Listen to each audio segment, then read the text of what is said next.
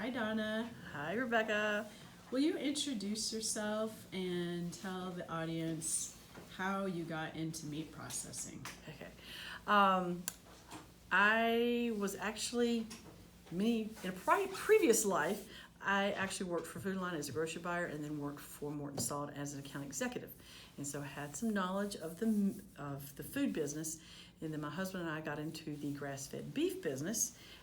Actually landed some accounts in the grocery business through some contacts I had, and did that for several years. And then there was a point we went to our processor where we were having our product processed, and he was thinking about, we wanted to expand, and he was thinking about retiring.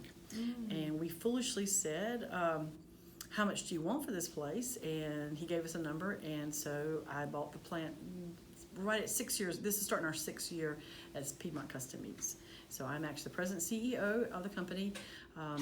We try to keep our grass-fed beef business for a little while, but then realized that there was just too much to do. You can't do two things, and so we basically handed off those accounts to some other people we knew, and then just started running this place day in and day out.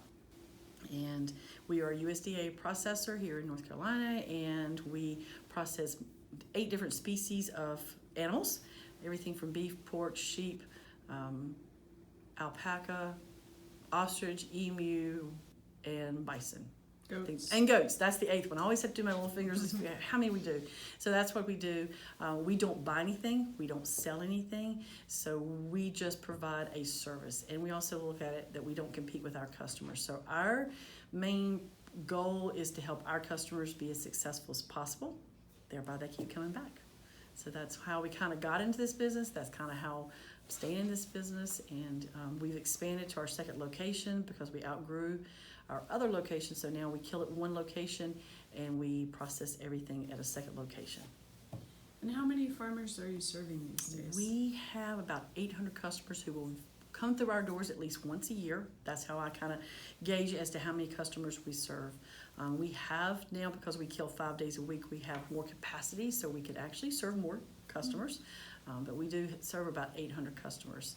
And that may be just somebody who's bringing in an animal that we're going to process and they're going to put in their freezer, not for sale, and they're going to feed their family, up to people who are running product through food service and retail locations and farmers markets, and so it's the full gamut of the customers we actually serve. And who's your largest customer, and how many animals do they bring in a year? Our largest customer right now, they're pretty tied. There's one of our largest customers brings beef and pork, and they will probably in a month. And I had to kind of by a month because of the 2 different species he does. He will probably bring us. He probably brings us 40 animals probably a month. Yeah. And what kind of markets is he selling into? He's predominantly farmers markets. He sells through a couple farmers markets, plus he also sells to some restaurants, and I think he's actually selling to a couple of small little outlet, grocery kind of outlets. But he does business also with restaurants. Wow. If you could provide advice to beginning farmers and ranchers who want to get into the meat business and start working with a processor, what would be the top 3 things that you would tell them? One, I would, if you already have animals and you're thinking about having them processed, I always suggest go talk to your processor. Understand what their limitations may be, and also explain what you're looking to do, and then that way you can make sure that your expectations and their limitations, I call it limitations because being USDA, we're regulated by what we can call things and what we can do and what we cannot do, and so that way everybody has a pretty good understanding of that. Yeah, this is going to be a good fit. Ask to see the process. Even ask to see if you can see your animal being processed. Maybe not necessarily on the kill floor, but actually when your product's being fabricated. And I kind of feel like if a processor's not willing to do that, personally, maybe that's not the processor for you, because it's got to be a partnership. So that would be my first thing, is to ask to see, to really work with a processor. The next thing is just to get a lot of education and to read up and just because it's on the internet doesn't necessarily mean it's true.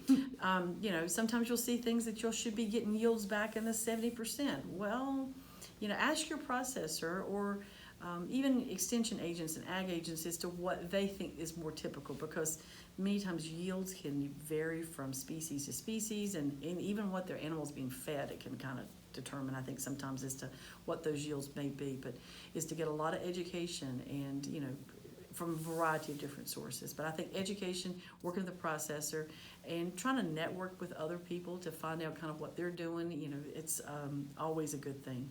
Mm-hmm. That's great advice.